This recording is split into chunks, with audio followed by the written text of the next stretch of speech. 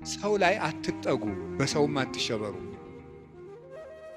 እግዚአብሔር ክንድ ላይ እረፉ። ያንን ደግሞ የሚሆነው መዝሙረ ዳዊት ስታነቡ ነው። ዘምሩ። የዳዊት ሲጨንቃችሁም መዝሙረ ዳዊት አነቡ፣ ደስ ሲላችሁም አንብቡ። እግዚአብሔር ደስ ሲለን እሱን ማስታወሳችንን ይፈትነናል።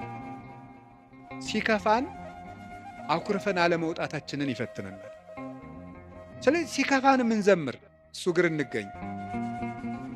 ምንድነው? ሴት በሚያስጨንቅ ስቃይ ትወልዳለች፣ ወልዳ ስትጨርስ ከባሏ እግር ትገኛለች ይላል። ኦሪት ዘፍጥረት ያለው አይደለም?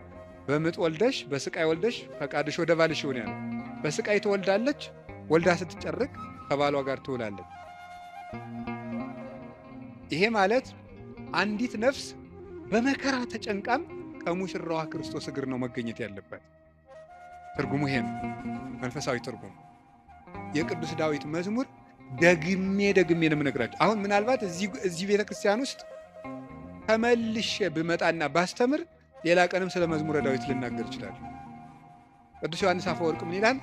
ስብከት እንዳሻሽል ከፈለጋችሁ እናንተ ያለባችሁን ችግር አሻሽሉ ብሏል። እናንተ በተመሳሳይ ሁኔታ እየኖራችሁ ተመሳሳይ ርዕስ አትስበከን አትበሉኝ። ስለዚህ የእናንተ ህይወት መጀመሪያ የነገርኳችሁን ችግር ከለቀቀ አሁን ደግሞ አዲስ ስብከት ይዤ እመጣለሁ ይላል።